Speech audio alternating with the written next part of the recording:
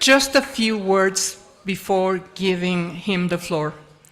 It is an honor to welcome Antonio Guterres, Secretary General of the United Nations, whose leadership has been defined by a deep commitment to human rights, climate justice, and multilateral cooperation. From his decade as the UN High Commissioner for Refugees to his current role guiding the UN through global crises, Secretary General Guterres has consistently championed the dignity of displaced people, the urgency of climate action, and the defense of democratic values in the face of rising authoritarianism. Please join me in welcoming Secretary General Antonio Guterres.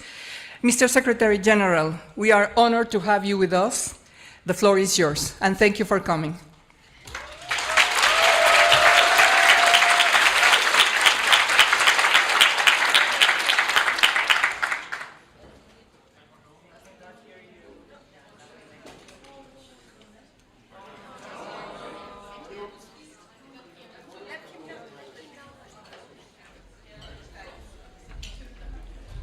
Mr. Secretary General, we have a problem with the audio. Would you please wait for a few seconds? Oh, I No. had no sound.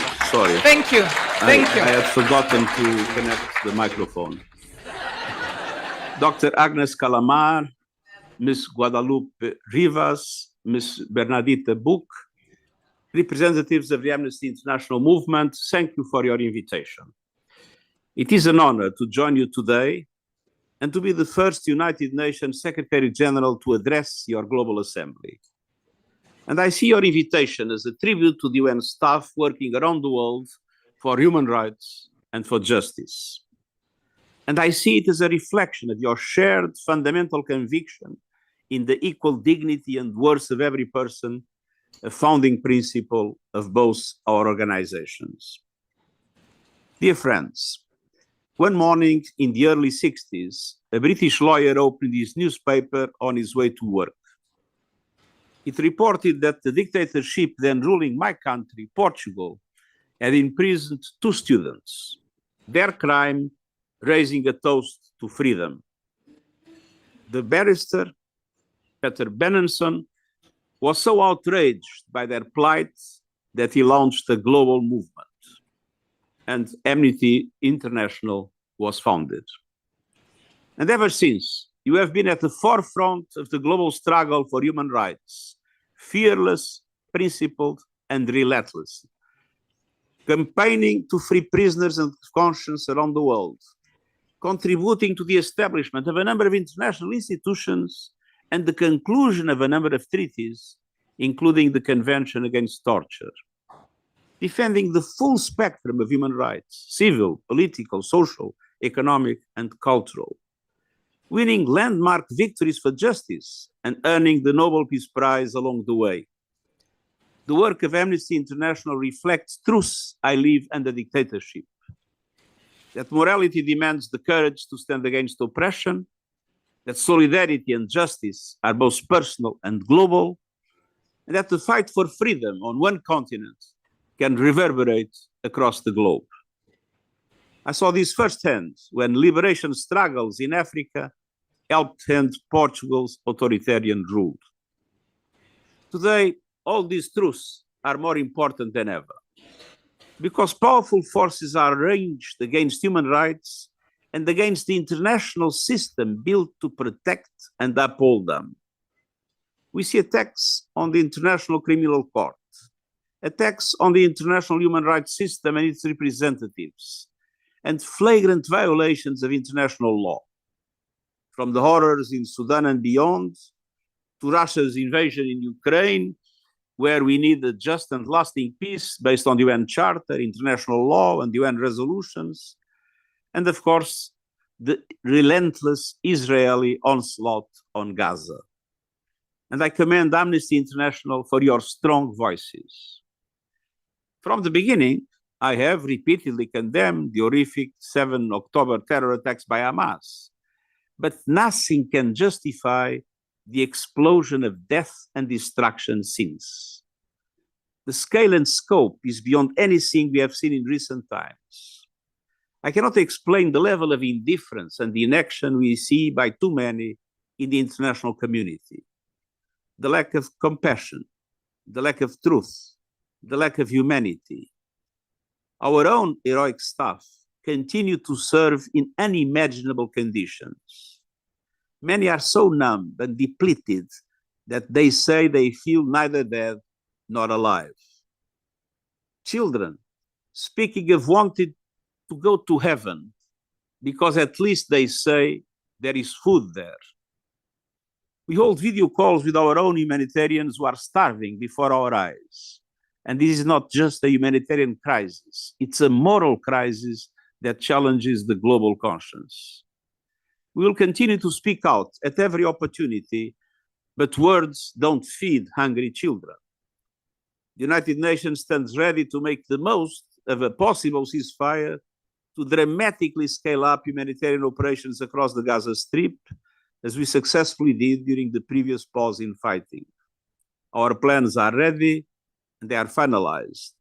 We know what works and we know what does not. Since May 27, the United Nations has recorded over 1,000 Palestinians killed trying to access food. Let me repeat, 1,000 people killed not in combat, but in desperation, while the entire population starves. We need action, an immediate and permanent ceasefire, the immediate and unconditional release of all hostages, and the immediate and unimpeded humanitarian access. At the same time, we need urgent, concrete, and irreversible steps towards a two-state solution. Dear friends, we are in a global battle for human dignity, for human rights, for justice, for the multilateral system itself. And Amnesty International is indispensable in that fight. So my central message to you today is this: the world needs you more than ever. We need your courage, your creativity, and your clarity. We need your movements, rooted in communities and rising from the ground up, making it clear that leaders cannot turn a blind eye to their obligations. And yes, we need what you've called troublemaking, the kind that challenges complacency and inaction, that exposes injustice, that drives lasting change. Because as I scan the global landscape, I see too many leaders who view human rights as the problem. But we know human rights are the solution. They are the foundation of peace and the engine of progress. And they are the path out of conflict and chaos to security and hope. You know better than anyone, this work is never easy. And the struggle is always hardest when it matters most, when the urgency is greatest and the stakes are highest. But I want to assure you that you are not alone. Human rights are and will remain a central pillar of the United Nations. Despite financial challenges, we are determined to reinforce human rights for the 21st century. The UN80 initiative, grounded in the UN Charter and international law, is aimed at strengthening our core work across peace, human rights, and development. And our call to action for human rights is mobilizing every part of the UN system. Dear friends, in the face of crises, we must stand together and act together. Let me turn to your focus for this year's Global Assembly: confronting the rise of authoritarian practices and advancing climate justice. First, authoritarianism. Around the world, we are witnessing a surge in repressive tactics aiming at corroding respect for human rights, and these are contaminating some democracies. This is not a series of isolated events, it's a global contagion. Political opposition crushed, accountability dismantled, equality and non-discrimination trampled, and the rule of law cast aside. On the other hand, civil society, the lifeblood of any free nation, is suffocated. We see activists and journalists silenced, even murdered, minorities scapegoated, women and girls stripped of their most basic rights, most brutally in Afghanistan, And all of this is amplified by digital technology. We must right these wrongs. Many countries, we must recognize, stand firm with human rights, and we must push all countries to defend them consistently and universally, even or especially when inconvenient. We must urge them to protect and strengthen the international human rights system, and we must demand accountability for human rights violations without fear or favor, and insist that countries honor commitments in the Pact of the Future to protect civic space and uphold human rights and gender equality. We must also demand action to confront the flood of lies and hate polluting our digital spaces. Social media manipulation has become a powerful weapon in the authoritarian playbook. Many algorithms are boosting the worst of humanity, rewarding falsehoods, fueling racism and misogyny, and deepening division. Last year, countries took steps to tackle these issues. They adopted in the UN General Assembly the Global Digital Compact, committing to apply human rights to cyberspace and to protect information integrity. Now we must hold them to it. And we must go further to rebuild trust in the international system by grounding it in justice, inclusion, and results. And this means reforming the United Nations Security Council. It's a scandal that Africa still has no permanent seat at the table. It means delivering on the 2030 Sustainable Development Agenda. And it means transforming the international financial system with debt relief, a surge in development finance, and a stronger voice and greater participation for developing countries in international financial institutions. I applaud your work on such issues, including through the 2048 Commission, helping to shape a fairer, more inclusive global order. Dear friends, the second focus of this Global Assembly is one of the defining struggles of our time, securing climate justice. The climate crisis is not just an environmental emergency, it is a human rights catastrophe. We must confront and correct the deep injustices it has laid bare.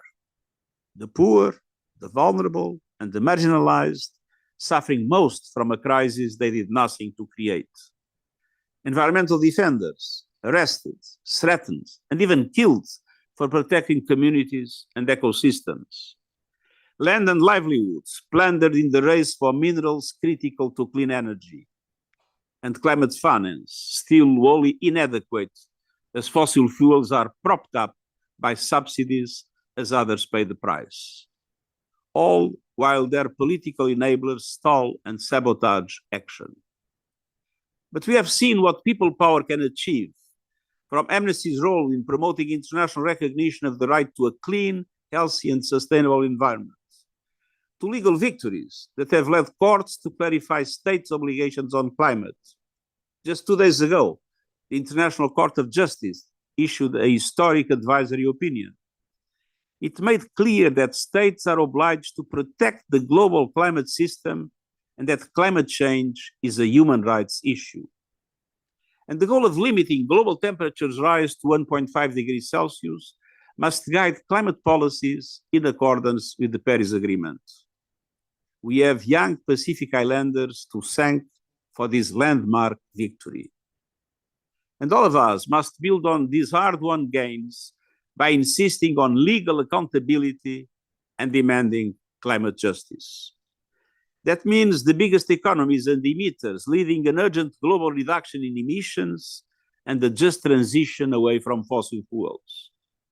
New national climate action plans, or NDCs, must align with limiting global temperature rise to 1.5 degrees Celsius, and they must respect human rights and be shaped in partnership with those most affected, especially marginalized groups. We also need action on critical minerals to protect the rights of indigenous peoples and frontline communities. We cannot accept a clean energy future built on dirty practices with enormous violations of human rights and many times of the human rights of children. Our United Nations panel on critical energy transition minerals has laid out a path, placing human rights at the core of the critical mineral value chains. We are working with our partners to deliver. And we need finance, real finance, for developing countries to cut emissions, adapt to climate shocks, and recover from loss and damage. We must push governments to provide the funds they have pledged and explore new sources of finance, including putting an effective price on carbon and establishing solidarity levies on polluting sectors and industries. Dear friends, as a young man living under dictatorship in Portugal, I learned, as Amnesty's founders knew, that standing up for freedom is standing on the right side of history. And today I am more certain than ever. When you stand for human rights, you stand with what is right. That is your history. When Amnesty was founded in the 60s, the fight for a fairer world was raging. For civil rights, for women's rights, for liberation from colonial rule. These causes once seemed a distant dream. So did the Portuguese democracy. I can assure you that your courage continues to change lives. Your persistence is shifting the course of history. Let's keep going. Let's keep fighting. Let's meet this moment with the urgency it demands, and let's never, ever give up. Thank you very much for your attention and your patience.